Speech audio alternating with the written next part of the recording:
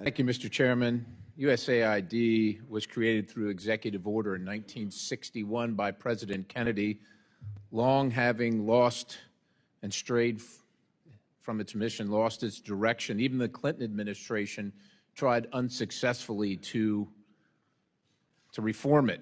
And we spend, I don't know, somewhere between $40 and $50 billion annually on this organization. And with the things that you hear, well, many of us, probably most of us in this room, agree with projecting America's power for the good of all the world around the globe. Quite honestly, if our enemies were asked to design a foreign aid program that would actively undermine the United States of America at maximum cost to the taxpayer, they would be hard-pressed to create a scheme more effective than USAID. That's shocking to say, but I just, it's, look, let's just go to a couple things here. We left Afghanistan, and I'll just characterize it as left in August of 2021. August of 2021. So the Taliban's in charge. The Taliban threatens the lives of the NGO personnel distributing USAID. They claim credit for USAID distribution. They interfere with the distribution of USAID aid. They tax the beneficiary of the aid. They tax the delivery service. They steal the food commodities. They divert the funds. They extort citizens for protection for USAID aid.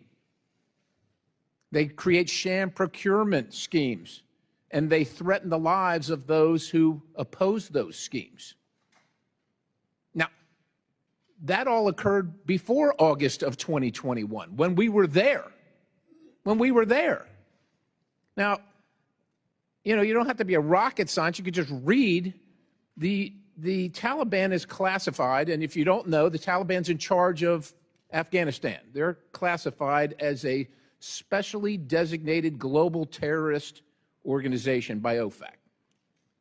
So post-2021, so this is last year, 2024, we spent $697 million of the taxpayers' dollars in Afghanistan, including $534,719,000 in change from USAID in Afghanistan.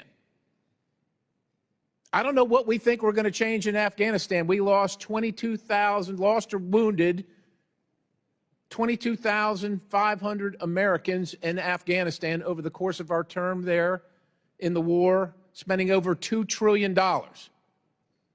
We're just going to keep on spending because somehow we think it's going to get better. And if you're wondering who's in charge of Afghanistan getting the money, and that money I just mentioned, the $697 million is on top of, and is in addition to the weekly to every 10-day shipments in cash of $40 to $80 million.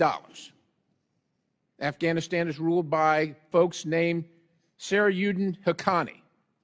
The Haqqani network mean anything to anybody in the room? How about Abdullah bin Laden? Who gets some of that money?